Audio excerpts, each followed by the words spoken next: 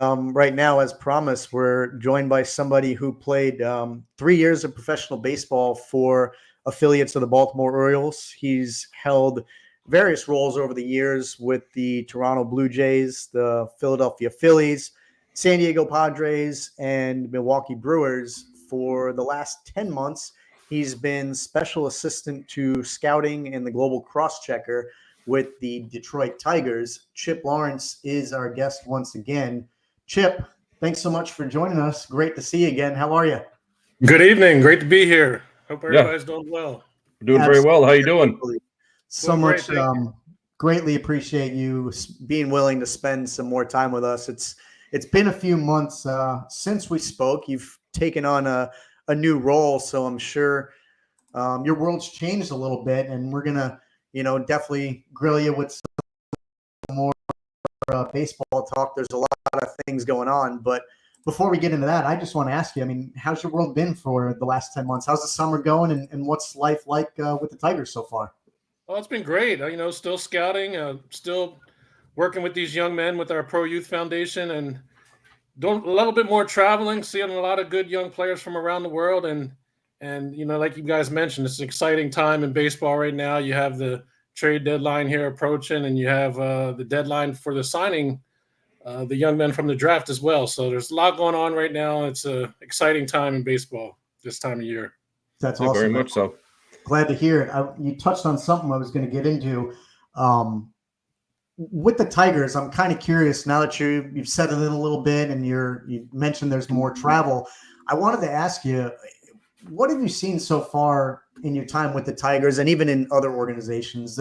I'm curious the differences between the organizations, the good, the bad, the travel. If you find yourself, spending more time in one area, one location, and the expectations that a GM or an owner might have on you and other scouts. Like, can you lay out some of the differences that you see in different organizations over your career?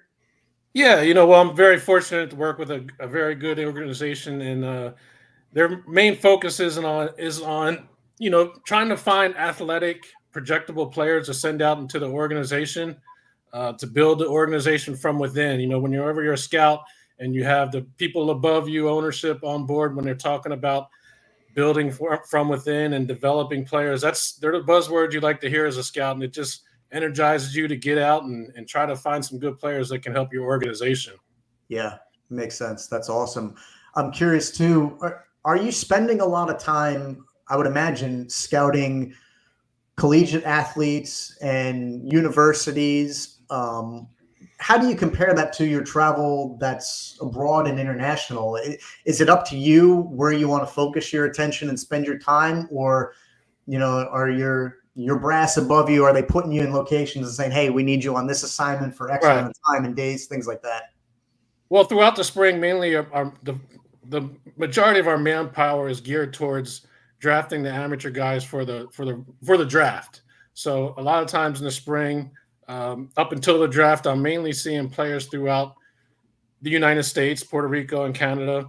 Yep. And then once the draft takes place, it's kind of like shifting gears and moving into more of the international role and seeing players, from all over the world. I've been Dominican a few times over the last couple of months. I've been to Colombia and getting ready to head to Panama to see the United States 18U and the kids from around the world of different other countries as well. So Yeah. it's not only during this time of year are we composing our list for the 2025 draft, but we're also trying to identify these kids on the international market and start preparing for them as well as they come close to their signing dates. Yeah, makes sense. That's awesome. You touched on the draft a little bit. I'm curious your thoughts. I know Dan's got some questions. I don't want to hog all the time. Dan, the floor is yours.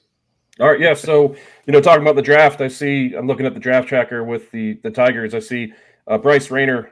He was a shortstop out of California. Did you have a big hand in scouting him, doing some watching on him? I saw he went number 11 overall. I didn't know if you had any background on him. Yeah, whenever you're taking a pick that high up in the draft, you're getting the opinions of your whole scouting staff pretty much. I was able to see him as a young man. Very I saw cool. in North Carolina at a tournament, and he's exciting to watch. I mean, he's a big body, shortstop. You know, there were some questions as whether he can stay at short, but he moves around extremely well, and I do believe he will be able to stay at short. It's a left-handed bat, and he has a big arm too. You know, we drafted him as a position player, but you know, you put him on the mound, you're going to get 96, 97. So Wow. he's definitely a young man with a lot of upside and somebody that we look forward to have impact in our organization. Very cool. Do you guys see him kind of doing what Skeens did this year and Langford done, kind of move through the minors real quickly, or you're going to try to take your time? I know he's probably 18, 19 coming straight out of high school, so probably. Yeah, he's on the younger side right now. So you Yep. know, nowadays it's up to the kids. I mean, you want Yep. to challenge them, you want to push them, but at the same time, you want them to have some success. So I think the it's going to take some time. It usually takes time for these high school guys to get to the big leagues because you know it's you got to adjust to the speed of the game, the talent of the arms they're facing. So it does take some time. You know, like Skeens, for example, and Langford, those are college kids, a little bit more Yeah. mature, a little bit more advanced, and you know, so sometimes they're able to move through a system fairly quick. Yeah, very cool, very cool. Did they? I read a little bit about them. Do they kind of have like a comparison? I know they do a lot of comparisons going forward, what they think his play looks like, or what is, you know, just if you had anything, I was just curious. Yeah, no, there's been a lot of different names thrown out there, but you're getting a shortstop, like I said earlier, with left-hand bat and power potential as well that can stay at shortstop. So it's Very cool. you don't find many guys. It's hard to put a comp on a guy like that, especially with the size he has right now. So he has the ability to stay there. So we'll see. It'll be exciting to watch over the next few years. Very cool. And then the next 4 picks you guys did pitching. I was looking at Owen Hall, lefty Ethan Schaffenbein, Josh Schaffenbein, Randall, yep, and Michael Massey. Two high school guys and 2 college guys. Do you see? Yeah, it's a good. Yeah. No, Good yeah, mix? it's definitely a good mix. I mean, you're getting the college guys there in that group, and you're also getting some young projectable high school arms that are going to be fun to watch develop as well. Very cool. Very cool. And not to switch from the Tigers much, but I mean the draft itself. I mean, if you look at the top 8 picks, were all from colleges. You know, with Travis Benzia, Chase Burns, Charlie Condon, Nick Kurtz, Hagen Smith, Jack Calaglione, JJ Weatherholt, and Christian Moore. I thought that was pretty interesting that the top 8 were from colleges. You think that goes because of the success, again, how Steens and Langford did?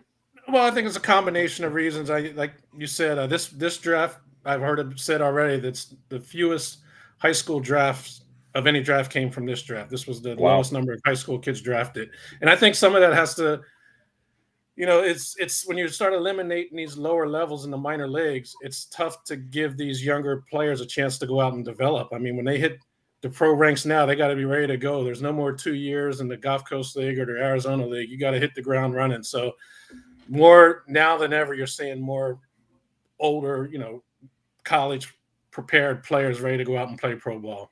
Yeah, that makes sense. Yeah, I mean, you know, I don't mean to be a broken record, but just look what, like I said, Skeens is doing. I mean, I know he's setting records for the first 13 career starts. He got his 100th strikeout last night, and he's just really, you know, coming in throwing bombs and throwing heat. So, right. You know, a couple other questions. I was looking at the top prospects for the actual Tigers yourself, and Max Clark. I think I spoke about him last time we talked a couple months ago. He was in the futures game. They say right here that they have ETA of 2026, and he's in A+. And then Jackson Jobe and Jace Jung are the top 3. I know Jace Jung is a brother from the Rangers, his the third baseman. So I don't know if you wanted to touch on those guys or if anybody else that you should be on the lookout for. Like I said, I know Max Clark and Jackson Jobe are two high good guys. Yeah, they're high profile names, of course, Yep. and they're very well scouted. The Tigers did. I was not with them during that draft, Yep. but they did a great job of getting those guys in the draft, and also a young hitter by the name of Kevin McGonigal has gone out and done really well for them as well. And they've also been able to hit on a couple players later in the draft. And whenever you can hit on players later in the draft, it adds value to your system. There's more prospects in your system, and they've done a really good job with that draft. And it's these guys are developing well. Yeah, very cool. And just to talk about prospects as well too. I saw the big trade that the Tigers did today was, Jack Flaherty getting traded over to the Dodgers. And I'm reading about not too much about this catcher / first baseman, Firon Lorizano. They said that he was a top 5 prospect out of the Dodgers, and then Trey Sweeney, he actually got drafted by my Yankees and traded over to the Dodgers this past offseason. So that should be pretty interesting to see, because catcher / first baseman, that's kind of a pretty cool, meaning he's a big guy probably. I don't know if you know too much about him. Yeah, both of them are really good players. It's tough whenever you lose a pitcher that of Flaherty's caliber, but it's about getting those right pieces and preparing yourself for the future, and you just got to trust you're making the right decisions. And time will tell. Time will tell. It always does. Yeah, exactly. It's always a fun type of year. I mean, we not if you've been listening to us, but actually we did our baseball preview a little after you, and I actually previewed that Tariq Sobel was going to win the Cy Young. So I was happy that your Tigers kept him, because I've been big on him all year. Well, you picked the right one to pick the click. I mean, he's been doing really well. He's fun to watch. Big guy, good arm. Yeah, and that's one that I was able to see as an amateur as well. So it's been fun to watch his progression throughout the minor leagues and into the major leagues. Yeah, very cool. I was patting my own back with Greg and saying, "Yep, that was my guy, my Cy Young Award winner." My other picks were doing pretty good. I had Wyatt Langford as an AL Rookie of the Year. He's looking top 5. I had Jackson Morrell out of the Padres for the NL, and some other guys got hurt, like Spencer Strider and Ronald Acuna. But I was pretty happy about Tariq, and I was glad that you guys kept him, because he's like, what, 24, 25? He's not too old. So he's younger, so it's he has a bright future ahead of him for sure. Yeah, very, very cool. And not to keep it going, Greg, I'm sure you got some more too, but I don't want to hog it. I got one for you. So, Chip, we talked a lot about the deadline today and transactions, and obviously you being a scout. I'm curious your role, not just identifying players for the upcoming draft, but what kind of role do you play around the deadline? And obviously you have your hand in guys that you think the organization should be looking at and maybe bring in. Is your focus mostly on the draft, or when you're making transactions right now, do you have input on that? And what does it look like on the opposite end in terms of when you got to give something to get something, right? So do you have a role in, I guess, advising the GM and saying, "Hey, I'm really interested in this guy. I think we should get him. Here's what I think we might be able to get up." Tell us a little bit about your role and what kind of input you have in those decisions. Yeah, my role is primarily geared towards amateur players, whether it's in the United States or on the international market. We have a separate department that handles the pro side. Every now and then, they will call and get your opinion, especially if it's a player that you might have signed in the past with a prior team, and you might have some history on the player or some knowledge of the player's makeup. Sometimes they will reach out to the scouts to try to gauge what type of human the player actually is. But for us, mainly it's just we're watching the feeds just like every other fan and seeing who's going where, as we're out here seeing these amateur guys. Yeah, gotcha. That makes sense. So what's that process like? Are you just scouring YouTube? I mean, is it like the old days where they used to send you film and say, "Here's the highlights of them"? What does that part look like now with all the technology we have these days? Yeah, technology. I mean, it's definitely changed how you go about scouting. I mean, the world is smaller, and you're able to get a name and you can plug it in and actually get video of a player. So it's definitely changed how we go about scouting. Sometimes it can save you a trip, or sometimes you look at the video and say, "Hey, I really need to get there and see this player." So it's definitely made the world smaller as far as scouting, and we're able to get deeper and have familiarity with a lot more players. Yeah, that makes sense. I'm a tech guy by trade, so I bet it's coming, the days where you can plug into Chat GPT or some AI and say, "Show me the list of the top 10 minor league players." Best Who do we need to take? Exactly. Yeah, it's coming. Awesome. I'm curious, I want your thoughts on the season so far. We're past the midway point, the All-Star break's behind us, and now the trade deadline's behind us. So we're just coming to the back half of the season. I'm curious your thoughts. Dan and I, as he mentioned, we did some picks before the season, players who we thought was going to win certain awards, the teams that we thought were going to excel. I'm sure you have your thoughts on the Tigers. You guys are just a little under 500. I don't know if you see you guys still being contenders or if you're looking more towards next year, and the rest of the league as a whole. I guess who stood out for you so far, good and bad, around the rest of the league?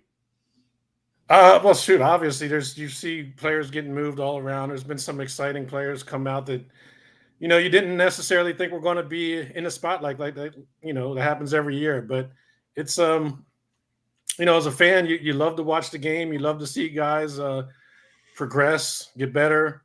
And as a scout, when you've seen these kids come up and develop and become major leaguers, and you can think back and like, man, I remember scouting this guy in Cape Cod. It was like, I never thought he would be this type of player, or he's finally getting there. So it's fun to watch. I don't want to really specifically talk about players in other organizations, but yeah.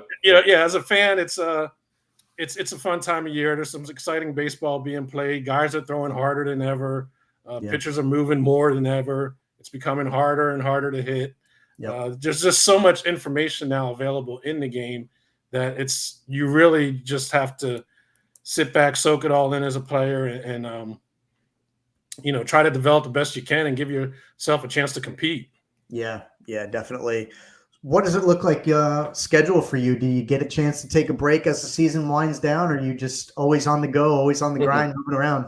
Yeah, scouting is one of those now where kids are playing year round, so there's always somewhere to go and always players playing. So we working on that list for next year and trying to identify some of these players on the international side as well. Yeah. This is a little bit out there, but you're a Florida guy, a local guy to the Bradenton Palmetto area like me. The closest team we have to us is the Rays. I'm curious your thoughts. I feel like I hear it, a couple times a year for several years in a row now, that what's going on with the stadium? Are they going to save the Rays, keep them here? It looks like, from what I hear, that they're, agreeing to a deal. Do you see the Rays being, a team that can stick around here in the Bay Area, or do you think, there's an opportunity elsewhere where they might grow in another market? No, I mean, I'm got to be honest with you. As a baseball fan, I want to have a team here in the Bay Area. We can go watch a game when we want to. So I do hope that they stay around, and they've done a good job over the last few years. The stadium looks like it's going to be awesome. But at the end of the day, you got to have fans. People have to go out and support the team if they want them to stay. So it's a good product they're putting out there on the field. Every year they stay competitive. We just got to support it. And like I said, it's great to have a big league team in your area, and you can go out and watch all the upcoming superstars right in your backyard as they come through. So it's hopefully they make it work. It's the stadium renditions. I was just watching it on the news tonight. It looks outstanding. It looks awesome. Just the economical impact it's going to have in the city, bringing more jobs, and it's looks like a great venue, and hopefully it goes through. Yeah, absolutely. And I think you touched on something pretty important, and I take this to heart myself as a fan, is, you got to support the team. You can't take it for granted. There's so many markets out there, that don't have a team and would die for one. It's a big draw, like you said, the economic impact, and you can't take it for granted, because you better believe, the owners out there, the league, they're looking at markets, and any of the four major sports, there's teams that move around when it doesn't work. So, as a fan, you definitely got to go out and support them and show them that you want them there. But it's a good segue. On the stadium talk, we mentioned it, I think, a few months back. Dan and I made a trip with the during spring training to Joker Merchant, and supported you guys out there. Dan had been, I think, in the past. It was my first time to the stadium, and really enjoyed it. I didn't have much of a frame of reference, but I'd heard some things in the past. But the experience was great. I thought the stadium, you could tell that they put some money into it and some work, and it was a great time. We sat in the outfield for a little bit and moved around, and it was just a great experience. I mean, Dan and I love spring training ball. We visit a lot of parks, but it's just, we had a great time. So I wanted to give you guys some kudos. You're doing something.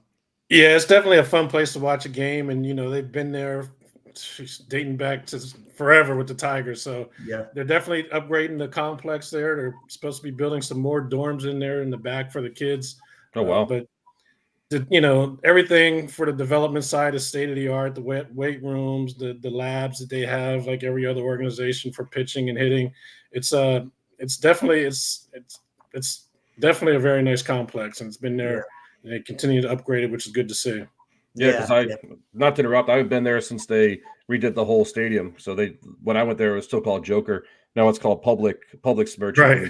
I haven't been since they redid the whole thing, the whole facade around it, and it was just really cool. And then that right field that they have, that landing center, how they do a whole thing to the Air Force, which is really cool. So yeah, I enjoyed it. I enjoyed it a lot. Yeah. Did you guys get to go out there when Max was there before you got promoted? No, we went middle to late March when there was like a couple weeks left. So we try to do like a little trip every single year. This year we hit Lakeland and we hit Bradenton just because it was close by with the Pirates. So we try to hit at least 2 or 3 a year. We're gonna get it going for next year.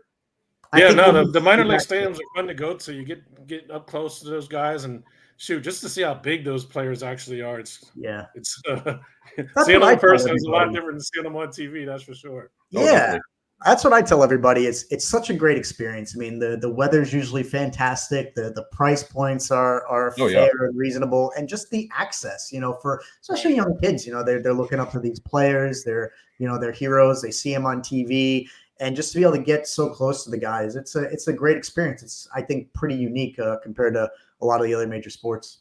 Yeah, definitely. And not to freak you out with the Sox hat, I've actually been able to do 42 different hats every single episode that we've done.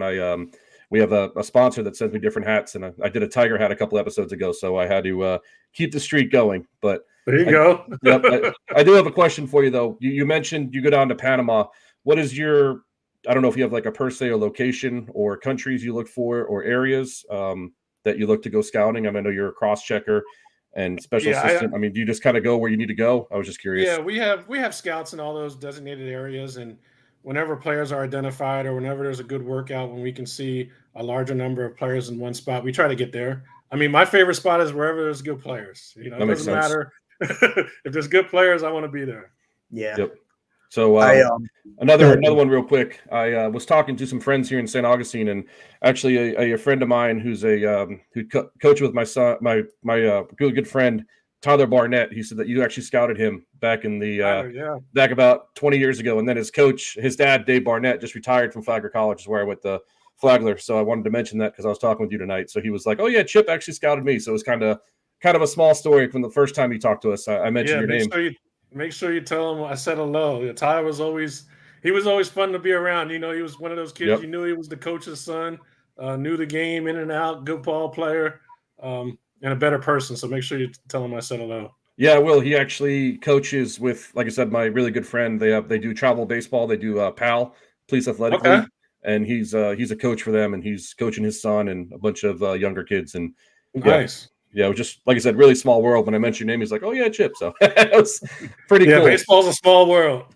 It is pretty cool. And he actually, Dave Barnett actually just retired. I don't know if you saw that. He just retired after 37 years at Flagler. So pretty cool that the field's actually named after him now, and that's my alma mater. That's my alma mater. So Flagler College. I call it the Harvard of the South. Yeah, there you go. Yes, sir. Chip, we'd be remiss if we didn't ask. There's been some other big news, I guess, in your world, your life. I want to say congratulations to your son, Trey. We spoke about him on the previous show, but he was accepted to Missouri, right? I believe. Yeah, he's going to be attending University of Missouri, so it's going to be a change for him weather-wise, but he's looking forward to the opportunity and playing SEC baseball. It's that's going to be fun. Big jump for him, but he's had a good summer. He played some collegiate ball in the Appy League this year. The pitching is really coming along. So, at Missouri, they're actually looking forward to him to play a position and pitch on the mound as well. So it'll be exciting to see how it turns out. That's awesome. Exciting. Yeah. Congratulations. Thank you. Yeah, that's awesome. I'm assuming he's been at school now. Has he all moved in? And yeah, they have the freshmen come in and do a second semester summer session. So they get acclimated a little bit. They're right in between the summer and the fall now. So he's actually home, and he's been working out every day and trying to get those calories, put some weight and some muscle on that frame. So that's awesome. Just be a garbage disposal at that age. Just eat everything inside and lots of whole milk, and you'll put on the pounds pretty quickly. So right. That's awesome. I was curious, given your career and having so much experience, and now having your son kind of sort of following your footsteps. What's it like now that he's grown? He's playing college ball coming up. Have you guys had the conversations yet where you're giving him advice, coaching him up, and does he come to you at all and say, Dad, I got it. My coach is telling me something different.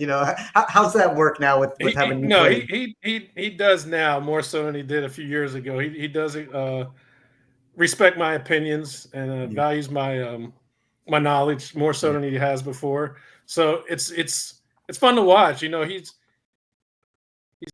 had a chance to develop, had a chance to be around some good players, and has a better understanding of what he has to do to get to that next level. And he comes from a baseball family. I played some pro ball. My dad plays some pro ball. His uncles have played some pro ball. So he's been around baseball pretty much all his life, and it's what we do. And he's finally getting to see the results of all of his hard work starting to pay off. So happy for him. Yeah, that's awesome. Yeah. Are you going to be able to work it into the schedule, hopefully, and get to see him play? I imagine. Yeah, I'm sure I'll be at some SEC games. Yeah. That's not a hard one to work in. SEC is no joke. They've won what, 6 straight championships at World Series, College World Series. Yeah, it's high caliber baseball. Oh yeah, it's gonna be fun. As you guys know now with the whole portal, I mean they're picking the better players off from the mid majors, and it's just become increasingly more competitive of a conference. So it's definitely fun to watch those games on those weekend series in the SEC. Oh yeah, it's very impressive. Just like Greg said, I mean, just to be able to play at an SEC school, that's awesome. So again, not to repeat it, but congratulations. That's quite an accomplishment. And maybe a little later down the road, maybe we'll be able to get him on the show and have his experience. Yeah, for sure. SEC baseball. We'd love to get his name out there and talk, because like I said, we enjoy doing this. As you see, we talked to you, I want to say 5-6 months ago, and we're still going strong. We really enjoy it. Well, congrats to you guys. Keep it going. Yeah, we will. And maybe maybe next summer we'll try to meet up at a Lakeland game. I know we talked about it last spring, but yeah, like I said, we will come to you. You just tell us. Yeah, we'll come to you. We'll make it happen. We'll make it happen next spring. Yes, sir. Yes, sir. We could talk to you all night. We appreciate you joining us so much. Dan, what else you got for him?